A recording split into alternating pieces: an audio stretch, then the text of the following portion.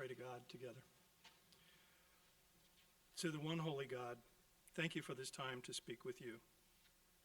In David's song to God, in 1 Chronicles 23 through 27, we read, "Sing to the Lord, all the earth. Tell of his salvation from day to day. Declare his glory among the nations, his marvelous works among the people. For great is the Lord and greatly to be praised." It's a wonderful day to praise our God with all the songs we've been hearing and all the words about praising God. Our God, please hear our prayers. Thank you for the knowledge of you we get from the Bible. Help us to use it wisely and not puff ourselves up, but use it to praise you more fully. Thank you for our correction by others in the congregation. Help us to have hearts of flesh so that we can listen and conform more and more each day to your will.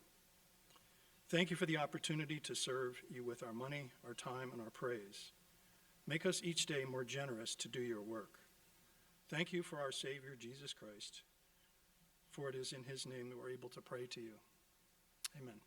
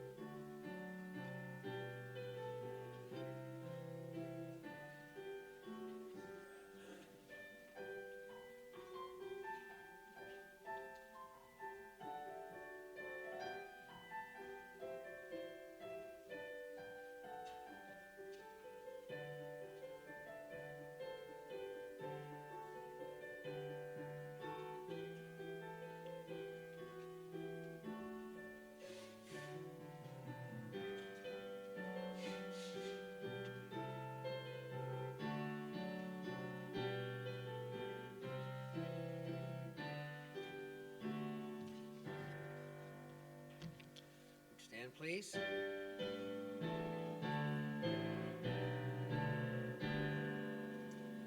Praise God from whom all blessings flow. Praise him, all creatures here below. Praise him above, ye heavenly host.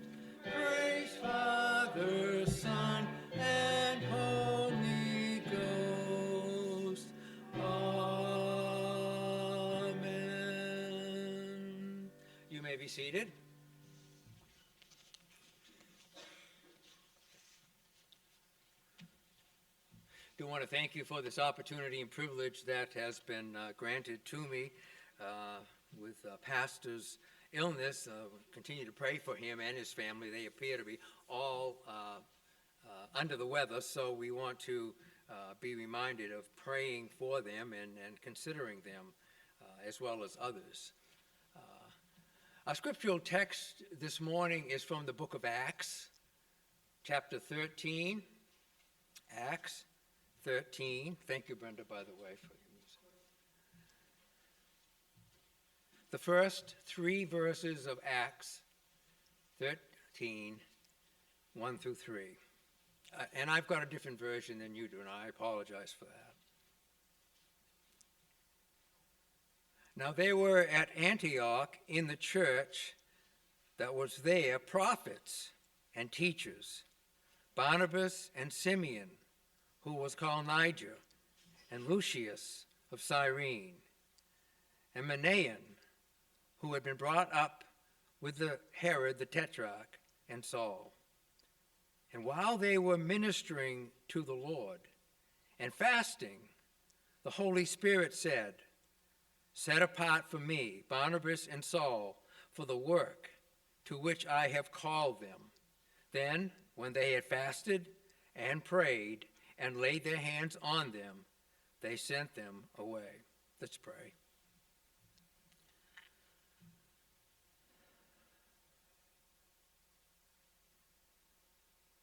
Eternal God, righteous and glorious sovereign, we dare to come into your presence this day to worship you in the name and in the person of our blessed, most holy Savior, even Jesus the Christ. We pray that you would indeed superintend everything that we dare to do today, that it might be that opportunity that you give to us to celebrate your victory on this Lord's Day, the first day of the week, to rejoice in what you are doing in our life, to rejoice in what you are doing in this, thy church. We pray, Lord, that you would indeed move wonderfully in our midst.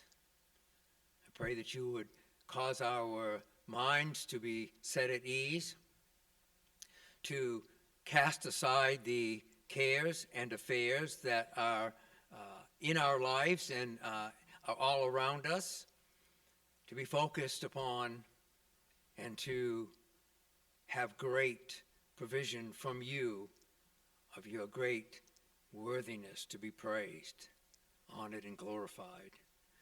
Lord, as I come before you, and Lord, you know that that is my understanding. I am not preaching nor teaching with the acceptance of this, thy people, but first and foremost, that I should do your will, and you would allow me to be used of you. I know that I am the chief of sinners and the least in your kingdom. But I thank you now and praise you for this opportunity that you have granted. And I pray your blessing and your grace and your mercy in all things, in your most holy and blessed name, Lord Jesus. Amen and amen. Acts, the 13th chapter, verse 2. We're going to start looking at verse 2. We'll get back to verse 1 and identify some of the material that's there. But in verse 2, it says, "And while they were ministering to the Lord and fasting." We could spend a great deal of time in developing the uses of the word ministry, but in this particular situation, the word ministry is used in relationship to worship. What they intended to do, what they were seeking to accomplish, was in prayer and fasting, the worship of God. That was the sole aim of these who were gathered together. They're called prophets and they're called teachers. I believe the word prophet could be used in another term, exegete, one who exegetes the scriptures, one who brings forth the meaning of the scriptures. So we see them purposing to worship God. The Holy Spirit caused Luke to write and caused him to insert this idea, this concept, this worship, to identify the Antiochian church as a true Spirit-led church. If we're a Spirit-led church, we're going to be determined to worship God. And whatever else happens in our midst and around us, our determination on the Lord's Day and any time we gather, Berean, Sunday school, women's ministry, children's ministry, whatever it might be, it is to worship God. We have to determine that. We have to understand that. The true Spirit-led church will be marked by true worshipers, by two elements that Jesus makes known. In John's Gospel, in the 4th verse, Jesus speaking to the woman at the well, the Samaritan woman, speaks of a must. The word die is used in the Greek. Die, it's must. This is something that has to be done. And he says, the Father must be worshiped in spirit and in truth. Let's ask a question. If one of the two, word in spirit if one of the two is missing, is there proper worship? Let's also add that worship, if we really think about worship, can be summarized, encapsulated in the first and the greatest commandment that Jesus says. You shall love the Lord your God with all your heart, with all your soul, with all your mind. It's a touchstone, isn't it? It's something that we can really identify with, or should be identifying with, in regard to what we do here, in what we do in the study, in what we do in our homes, the love of God. In the book of the Revelation, which Joel just read for us, we are told of the different churches. The first church is Ephesus. And what are they told? You have left your first love. That is, they were involved. God was there, but he was in the background. Their love for God was not there. So they had lost their first love. And Jesus said, repent. Repent and return, or I will take the candlestick. The candlestick represented the church itself. Remember the 7 candlesticks? It represented the church itself. I will remove you as a church. I don't have to speak to you as to where Ephesus is today. They are no longer a church, nor a vital witness to the Lord Jesus Christ.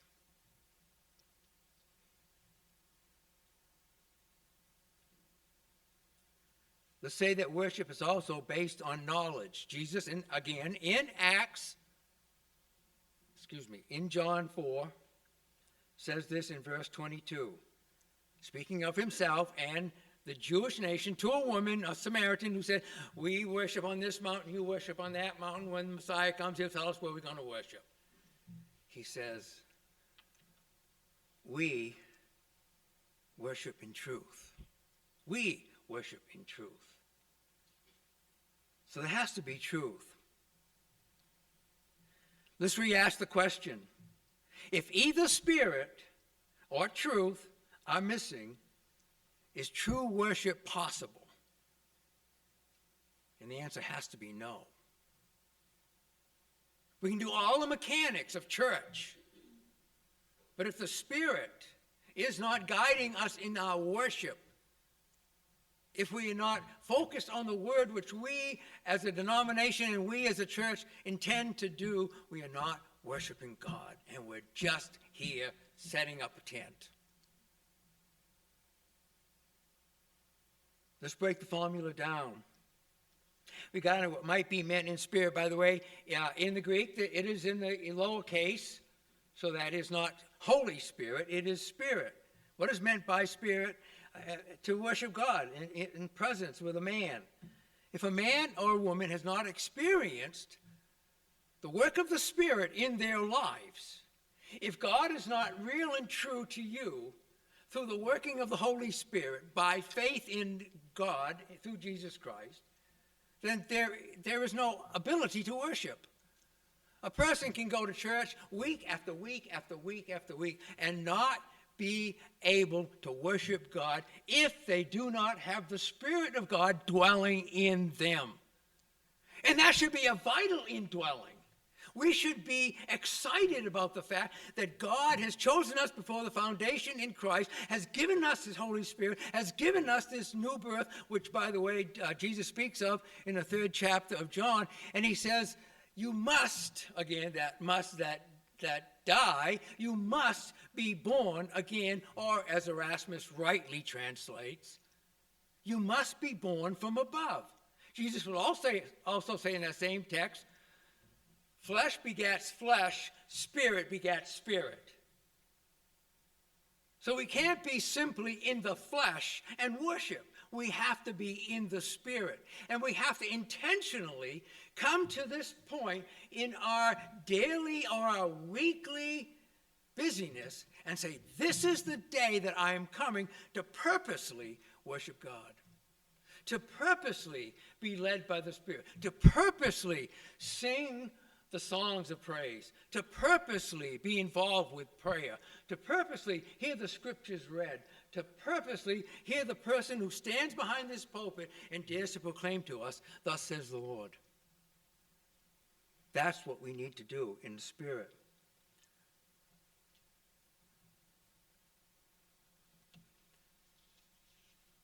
So we believe, as we did in Sunday school this morning, as we rehearsed the 16th verse of chapter 3 of 1 Timothy, the very statements that Rich said, this is the gospel.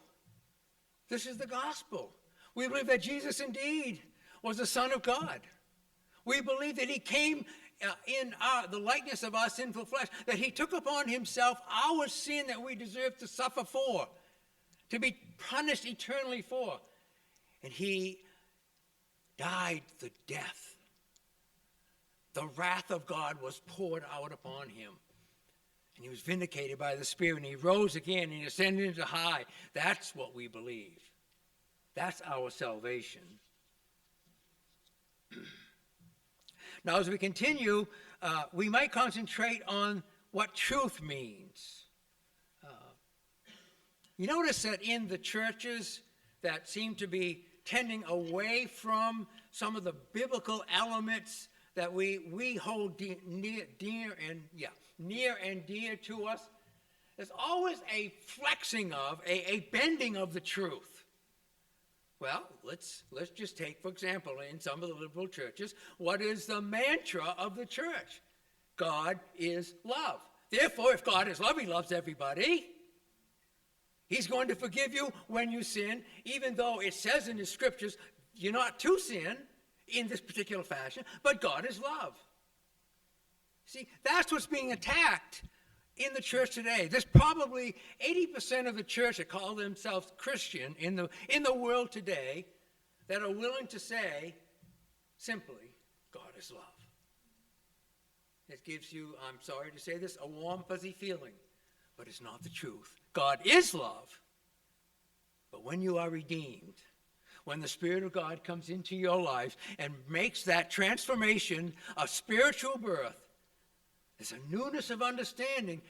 How could I offend God in any way who has delivered me from the wrath that was due to me and will be poured out upon those who are ungodly?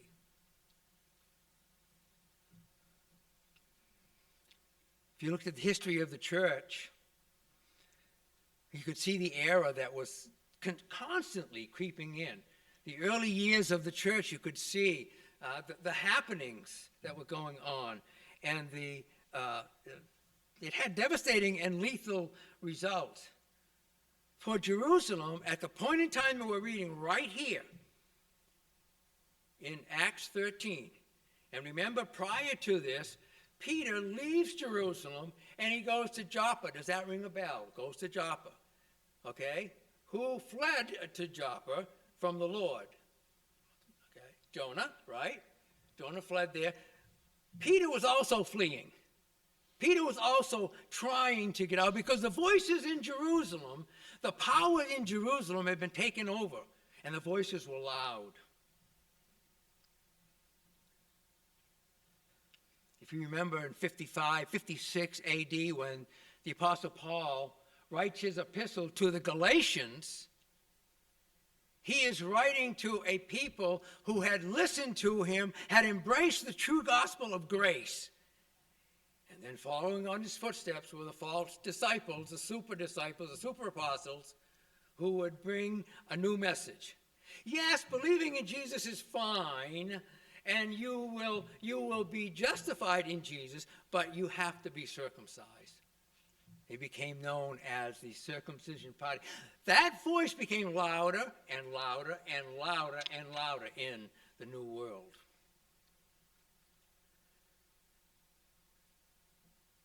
You probably noticed that in our reading here, something has changed. Something that brings us to be refocused.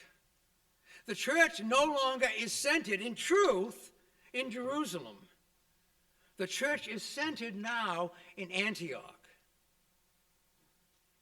And it's a very, very critical understanding.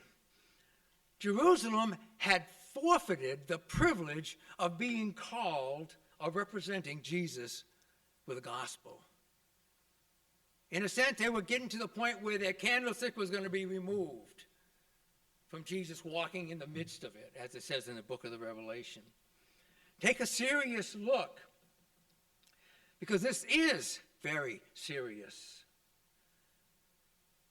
Are we true worshiping? Are we true worshipers, excuse me? Are we a true worshiping church? Where is Jerusalem today? It's a hotbed of error, a hotbed of isms. Where is Galatia? It isn't a church anymore. Neither is Ephesus. Where is the Roman Catholic Church? The tradition that I was brought up in, filled with error. Believing that one is born again by being baptized, and then there is an assistance of grace that enables you to live the life.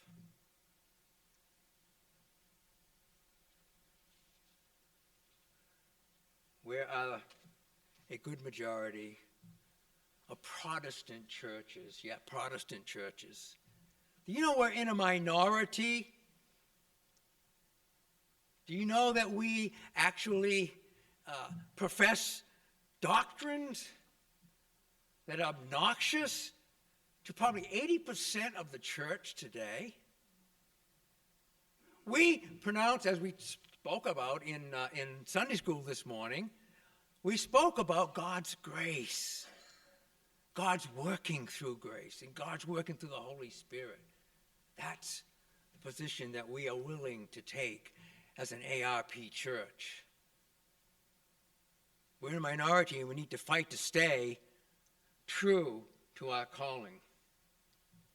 None of these churches that we spoke about began with a non-grace gospel.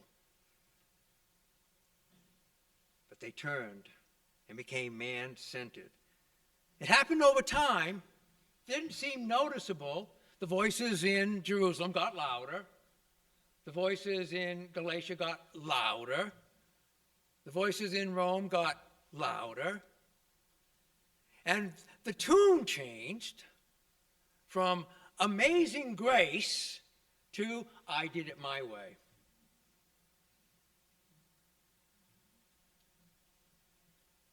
We have a sacred trust. It is from God to stay true in truth. Francis Schaeffer, right? Some of you that are older read some of Francis Schaeffer's stuff or heard him speaking about true truth. Well, what does that mean? True truth. Not fictional truth, true truth.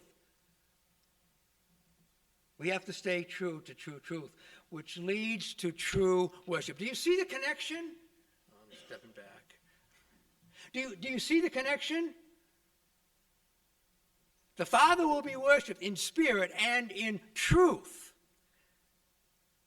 Separate those two. Focus on one, but don't focus on the other, and you're not worshiping. It's only mechanics.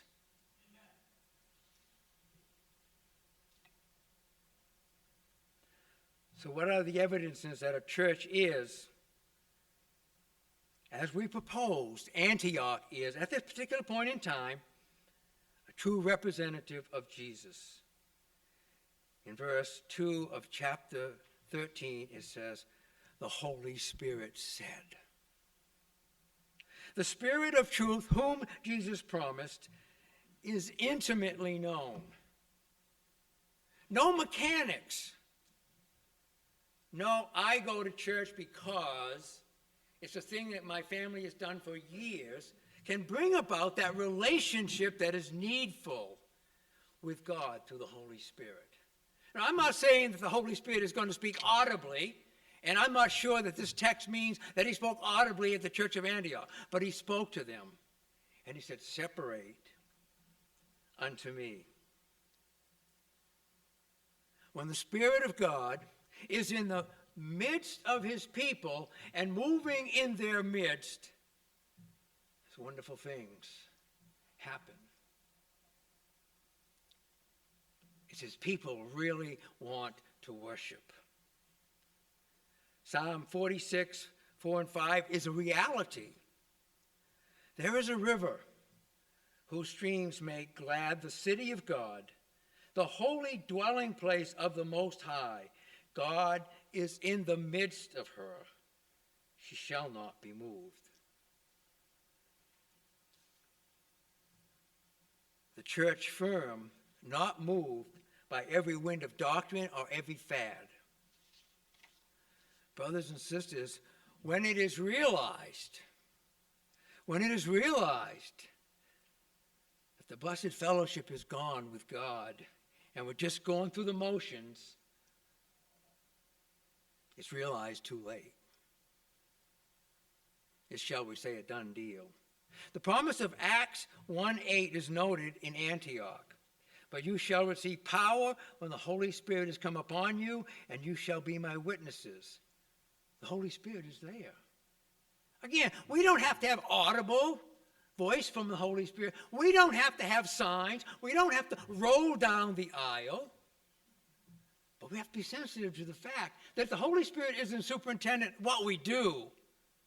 We're just doing. Antioch was in a good place. The Holy Spirit's power is based on truth. So it comes down to what is spoken, what is prayed, what is sung, what is read in our services. It comes down to that. So it incorporates all of our worship. The Holy Spirit said, set apart to me Barnabas and Saul for the work to which I have called them.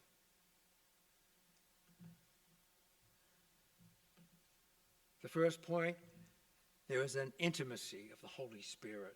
The second point, out of worship comes Holy Spirit directing and teaching, defining, understanding. There's one thing that we often fail to see. It is the Holy Spirit's moving sovereignly in providential working to bring all the pieces together. Some of you folks have been here for the entirety of this church existence. Others have come in more recently, including myself.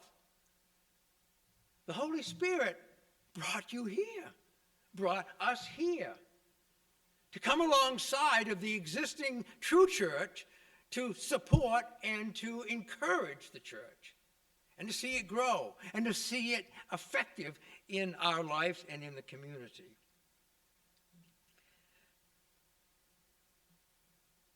He sets everything in order. In Acts 11, I'm just going to go there quickly. Am I supposed to be looking for Ward? 2 to 12. Okay, thank you. All right. In Acts 11, verse 20 and 26,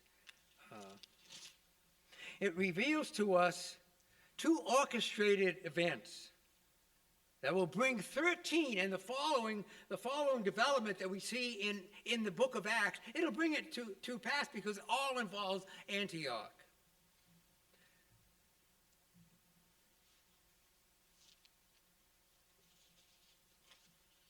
First, he brings men from Cyprus and from Cyrene who come to Antioch and begin speaking to the Greeks also, preaching the Lord Jesus. And the hand of the Lord was with them, and a large number who believed turned to the Lord. Here is an event that seems almost incidental, almost unimportant. No necessary names, right? They don't have the big names. They don't have the John. They don't have the Peter. They don't have the Paul. They don't have in our day the R.C. Sproul, the Sinclair Ferguson, the John MacArthur. But they were not simply incidental. The Lord used them to develop the church in Antioch previous to that which we read in chapter 13, prepared the place for the Spirit of God and for the church to be strengthened so that it had exegetes, it had teachers in its midst. And that was the focus of that church. But what do we see? It's the initial act of the Holy Spirit to make Antioch the new center of holy worship. God will always have a remnant. Have you ever thought of that? God will always have a remnant. If Jerusalem fails and relinquishes, God will move his center of his church. Remember when New England was a hotbed for Christianity back in Jonathan Edwards' day, Whitfield's day? No longer is. What about the Bible Belt? Yeah, where we live. Where does God have his remnant people? Pray to God that it's here at least. If God isn't worshipped, he will move his church. South America, Africa, India, China, Iran. God will have a remnant people. So we have a charge, don't we? We do. So now these men from Cyprus and Cyrene, they're not incidental, and neither are you, and neither am I.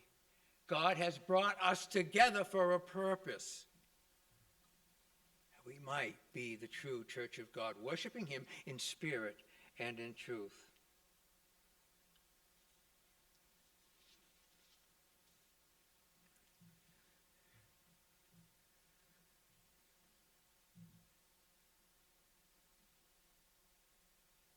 Those whose name is but mentioned accomplish the will that Jesus had for their life. It has everything to do with God establishing his church.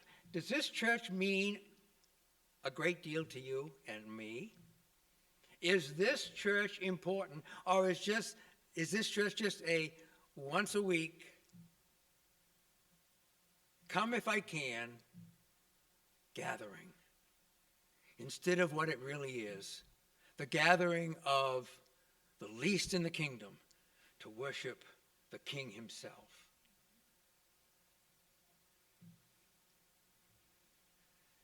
He gives gifts to his church, doesn't he? But notice what the gifts are. The apostle quotes Psalm 68 in Ephesians, I believe it's 4. And he said, when he ascended on high, he gave gifts to men. He gave some apostles. He gave some prophets, he gave some evangelists and pastors and teachers for the work of ministry, for the equipping of the saints. Do you see? That's what we are to do. That's why we encourage everyone. I should speak. I haven't been here for several months on Wednesday night or Sunday morning. By God's grace, by God's determinate counsel, he's kept me from being here, but that is not where I want to be. Every time these doors open for teaching of any sort or form, we should be pushing through the doors to be here. All right, we do have to cut this short.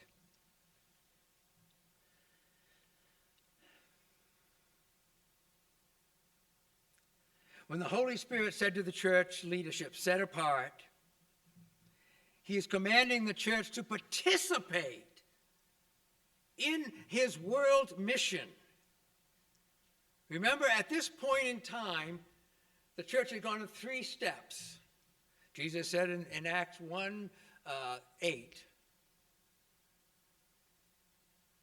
go to Jerusalem, all Judea, and Samaria, and the other parts of the world. This is where it begins, right here. This is where the Lord is beginning to reach out from that kind of isolated area to reach out to the world. That is what's going on here. They are accomplishing it through the apostle. Barnabas and Saul are the prepared and equipped members of the church in their leadership. But note, he does not leave the church without teachers. They may seem incidental. They may be just whoever they might be. But the Lord had left teachers in the church as Paul and Barnabas go out. He says, go and make disciples. You know, there's some denominations that simply focus on the go. Okay, we've done our duty, we've gone. We're in this particular country and we're there. He says, make disciples. Let's say this. If we're not making disciples here, in our teaching ministries, we're not going to make disciples there. So we need to be making disciples.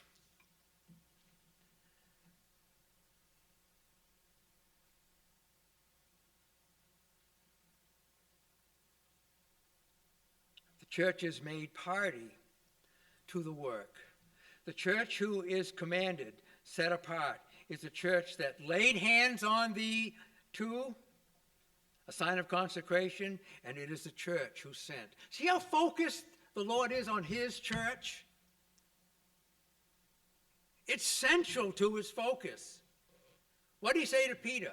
Upon this rock, that is Peter's pronouncement of faith in him, but also in Peter and the other disciples, I will build my church. Focused. This is God's design for us. This is what he has given to us, that we might be his people, his precious people who desire and long for his glory in everything that we do.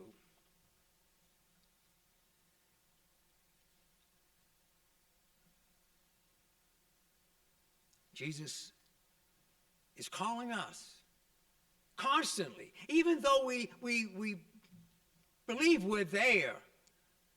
He's calling us to constantly revisit how we conduct ourselves as the church that he has ordained to be in this community, in this place, with all of you and myself, incidental people. He is the one who brings equipping. He is the one who prepares. And he has a work for us.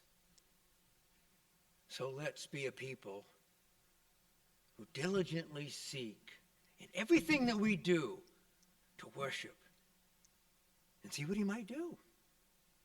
He's doing great things now, but see what he might do even further. Praise be to God for his patience with us. But his call is sure.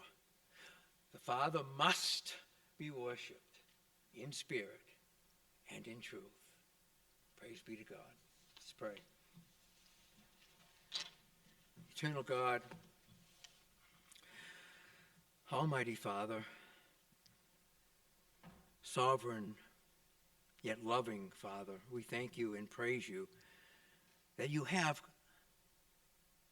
chosen us before the foundation to be in Christ. Move in our midst, guide us, lead us, strengthen us, that we might truly be the people that you would have us to be. We pray that you might be worshipped in our midst, always, everywhere, in everything, in spirit and in truth. And we pray these things in your blessed and most holy name, Lord Jesus. Amen. Amen. Closing hymn is hymn 342. It's changed in your bulletin. 342.